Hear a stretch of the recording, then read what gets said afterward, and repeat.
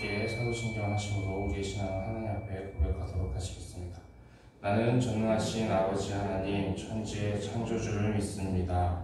나는 그의 유일하신 아들 우리 주 예수 그리스도를 믿습니다. 그는 성령으로 잉태되어 동정녀 마리아에게서 나시고 본디오 빌라도에게 고난을 받아 십자가에 못 박혀 죽으시고 장사된 지 사흘 만에 죽은 자 가운데서 다시 살아나셨으며 하늘에 오르시어 전능하신 아버지 하나님 우편에 앉아 계시다가 거기로부터 살아있는 자와 죽은 자를 심판하러 오십니다. 나는 성령을 믿으며 거룩한 공교회와 성도의 유죄와 죄를 용서받는 것과 몸의 부활과 영생을 믿습니다. 아멘. 찬송가 312장 함께 찬양하시겠습니다. 찬송가 312장입니다.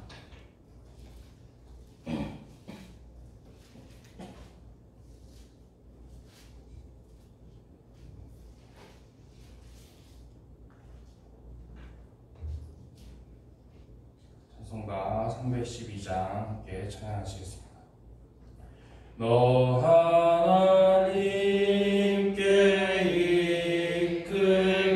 이끌리어 일평생 주만 바라며 너 어려울 때 힘 주시고 언제나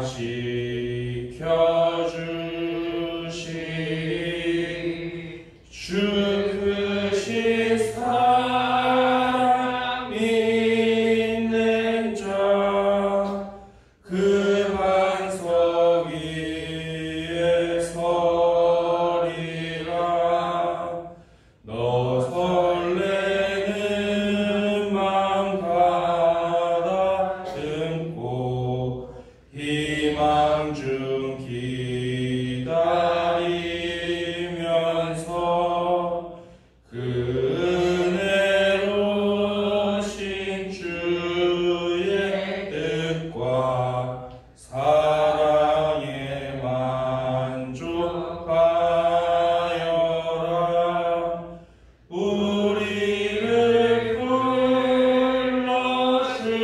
불러주신 주 마음에 소원하신다. 주 찬양하고 기도하며 내 본분 힘써 다하라. 주 약속하신 모든 은혜 내게서 이루어지리라. 참되고 의지하는 자 주께서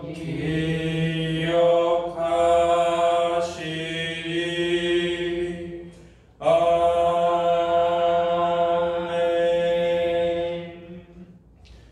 오늘 함께 나눌 말씀은 마태복음 1장 18절에서 25절의 말씀입니다. 18절에서 25절까지의 말씀입니다.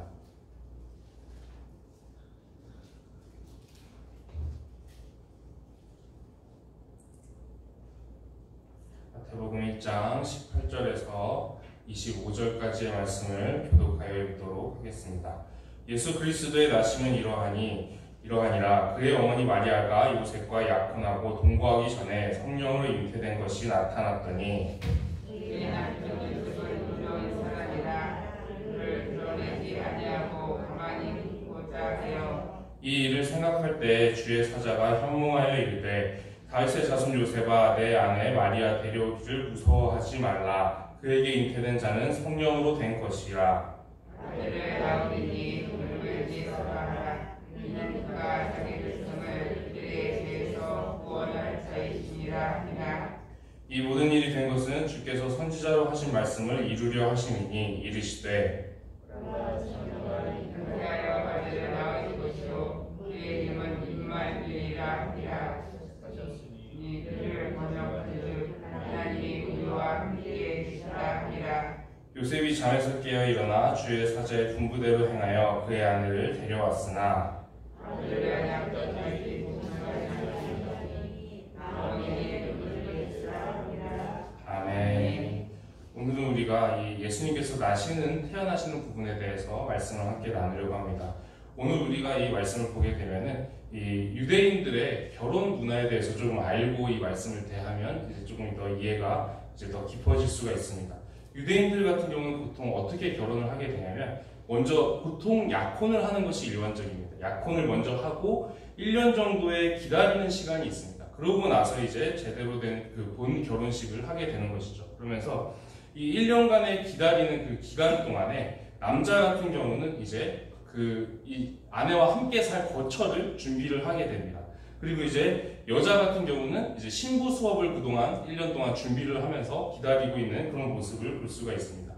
그러면서 이제 이것이 어떤 이제 말씀이랑도 연결이 되게 되냐면 예수님께서 이제 나중에 재림하시는 부분, 그 부분에 대해서도 함께 연결이 되는 부분이 있습니다. 어떻게 되냐면 예수님께서 2000년 전에 한번 이 땅에 오셨죠. 그러고 나서 이제 요한복음의 말씀을 보게 되면 제자들에게 내가 이제 다시 이제 올 건데 내가 먼저 가서 이제 거처를 먼저 너희를 위해서 준비하고 거처가 예비되면 너희를 다시 데리러 와서 이제 나 있는 곳에 너희도 함께 있게 될 것이다. 이렇게 말씀하시는 부분이 있습니다. 그것이 이제 우리 같은 경우는 그냥 이제 뭐 예수님이 초림하시고 그다음에 또 나중에 또 다시 오시나 보다 이렇게 생각을 하지만 이제 유대인들에게는 이것이 이 결혼 문화 속에서 굉장히 익숙한 그런 표현이라는 것이죠. 원래 유대인들은 이렇게 신랑이 두 번을 방문을 하게 됩니다.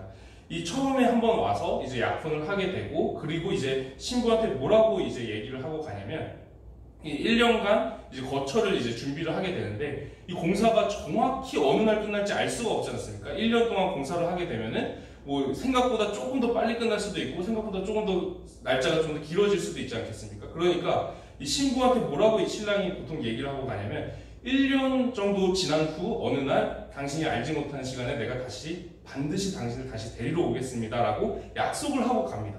그러니까 이제 그 문화와 아주 유사하게 이제 예수님께서도 이제 우리가 알지 못하는 어느 날 이제 다시 오실 것이다. 우리를 이제 신랑 되신 예수님께서 다시 이제 재림하시면서 이제 오실 것이다 라는 것이 이것이 이 유대인들의 결혼 문화와 엮여 있는 이 유대인들에게는 너무나도 익숙한 문화라는 것이죠. 원래 결혼할 때 이제 신랑이 두 번 방문을 하게 되는 그런 문화가 이들에게 있습니다. 그러면서 이제 보게 되면은 이런 상황 속에서 마리아가 이제 하나님 앞에 임신을 하고 그것에 대해서 성령으로 임신하고 순종하는 것이 얼마나 어려웠을까 그 부분에 대해서 우리가 한 번 정도 생각을 해봤으면 좋겠습니다. 이 당시에 마리아의 나이가 오늘날 우리 성경으로 처녀 이렇게 돼 있으니까 뭐 우리로는 한 20대 막 이렇게 생각이 되게 되는데 이때 당시에는 이 사람들의 수명이 되게 짧지 않았습니까? 그래서 이제 20살 뭐 이렇게 다 클 때까지 기다릴 만한 여유가 없었습니다. 그래서 보통 한 14살 정도 이제 그때 이제 약혼을 하고 결혼을 하고 이렇게 했기 때문에 이 당시에 마리아의 나이도 한 14살 정도 우리로 치면 이제 중학교 1학년 이제 겨우 청소년 나이 정도 되는 그 정도 나이 되는 것입니다. 우리로 치면 아직도 이제 미성년자인 그런 어린 그 아이 같은 그런 느낌이죠. 근데 이 당시에 이제 천사를 통해서 하나님께서 이 성령으로 마리아가 임신할 것이다 이것을 알려주셨을 때 마리아가 여기에 순종을 하게 되죠. 근데 이것이 마리아의 입장에서 얼마나 어려웠던 일일까 우리가 한번 그걸 생각을 해봤으면 좋겠습니다.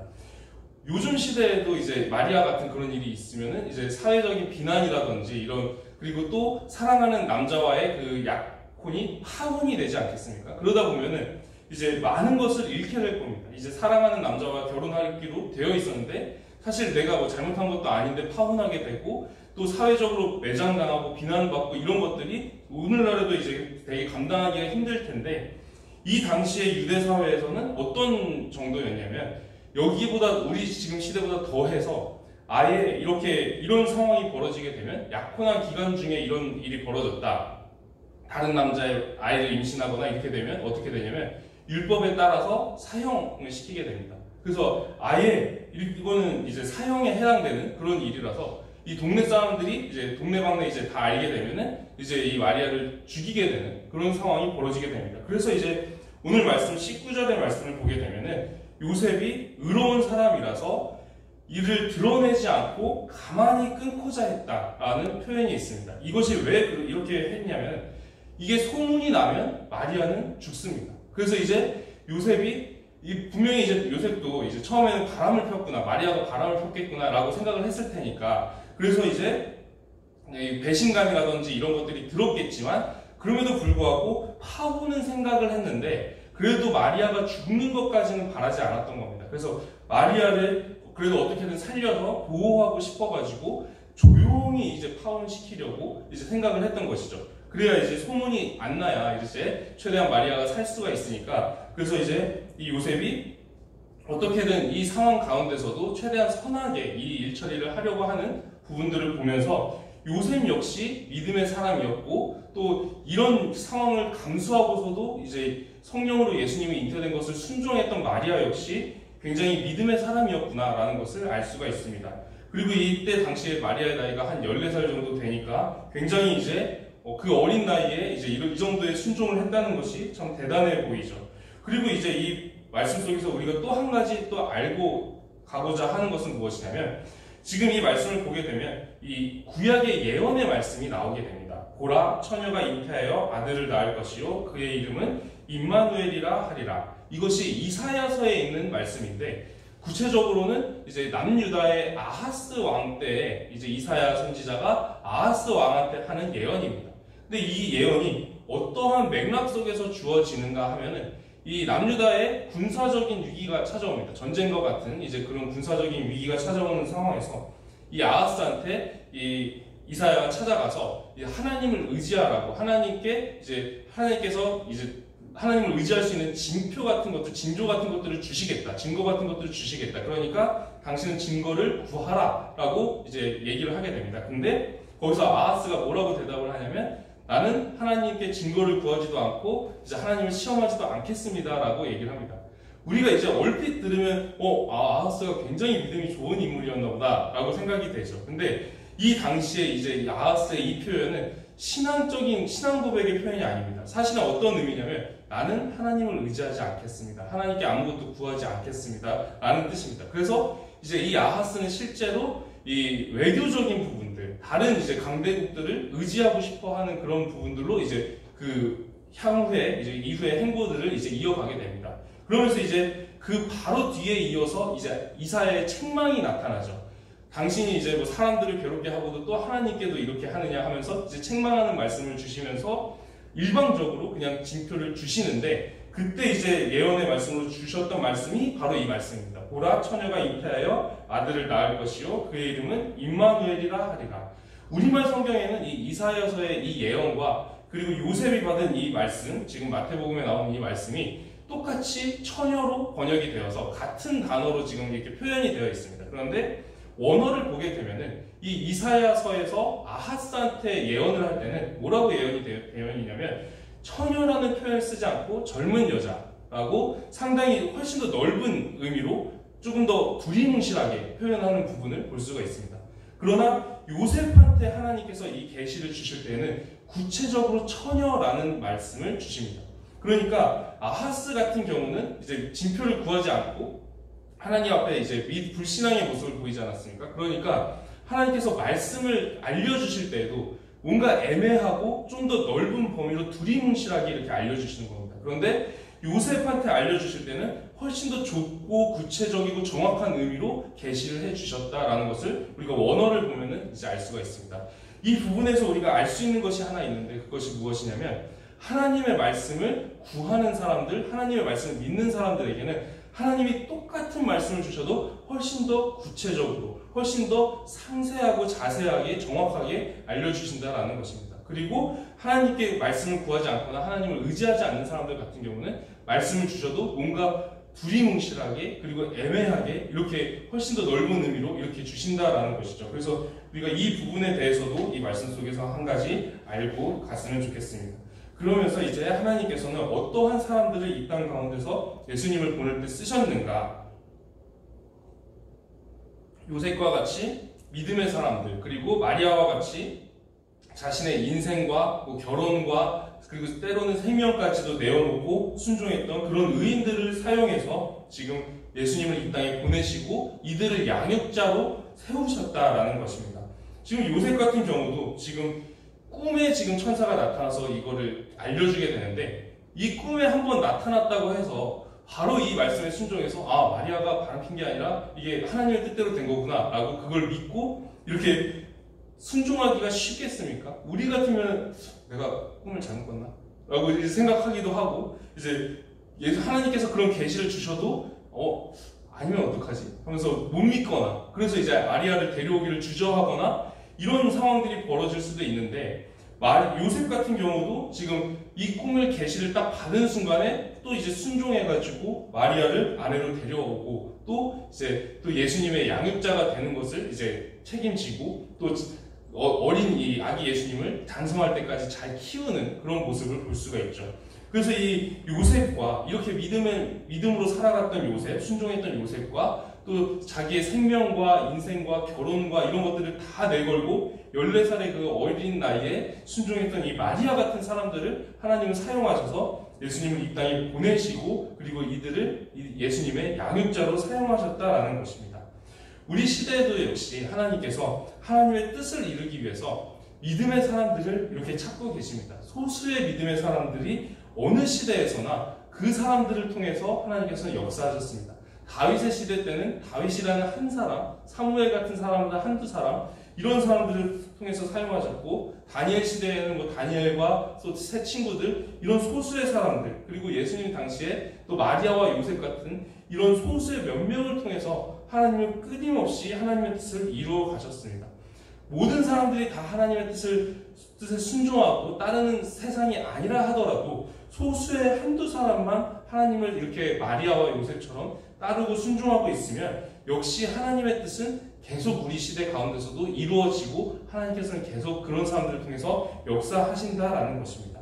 우리 시대에도 이런 사람들을 하나님께서 찾고 계십니다. 요셉과 같은 사람들, 그리고 마리아와 같은 사람들을 찾고 계시고 또 그 사람들과 함께 동역하고 싶어 하십니다.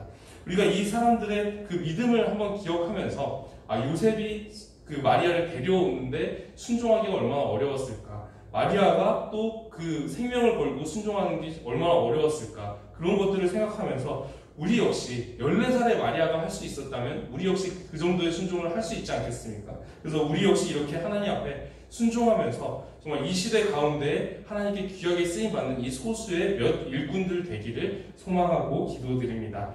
이 시간 말씀을 기억하면서 기도드리도록 하겠습니다. 기도드리겠습니다. 하나님 아버지, 오늘 우리가 예수님께서 이 땅에 태어나실 때 이제 마리아가 행했던 그 믿음과 요셉의 믿음에 대해서 우리가 한번 살펴보았습니다.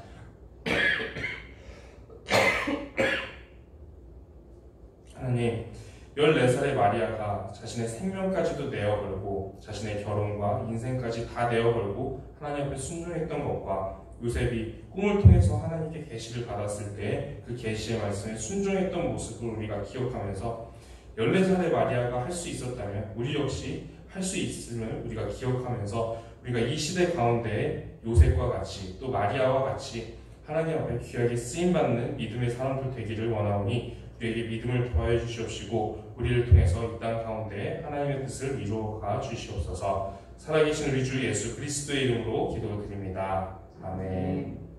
하늘에 계신 우리 아버지, 아버지의 이름을 거룩하게 하시며 아버지의 나라가 오게 하시며 아버지의 뜻이 하늘에서와 같이 땅에서도 이루어지게 하소서. 오늘 우리에게 일용할 양식을 주시고 우리가 우리에게 잘못한 사람을 용서하여 준 것 같이 우리 죄를 용서하여 주시고 우리를 시험에 빠지지 않게 하시고 악에서 구하소서. 나라와 권능과 영광이 영원히 아버지의 것입니다. 아멘. 오늘은 나라와 민족을 위해서 기도드리도록 하겠습니다. 우리나라가 정말 믿음의 나라 되어서 하나님을 잘 섬기는 그런 사회 될 수 있기를, 그런 세상 될 수 있기를 함께 기도해 주시고 우리나라가 정말 마리아와 요셉 같은 믿음의 인물들이 계속해서 많아지기를 함께 기도드리기를 소망합니다. 그리고 가지고 오신 개인적인 기도 제목들로 함께 기도드리도록 하겠습니다. 함께 기도하시겠습니다. 하나님 아버지 감사합니다. 오늘 우리가 나라와 민족을 위해서 함께 기도하고자 합니다. 하나님, 우리나라가 하나님을 정말 믿음으로 잘 섬기는 그런 나라 되게 하여 주시옵소서. 우리 사회 가운데 악한 일들, 그런 죄악된 일들이 넘쳐나는 것이 아니라 정말 믿음의 일들이 넘쳐나고 정말 하나님께 영광 돌리는 일들이 넘쳐나기를 소망하오니 우리 사회가 정말 하나님을 알고 섬기는 그런 나라 되게 하여 주시옵시고 그런 민족 되게 하여 주시옵소서. 우리나라 가운데 정말 요셉과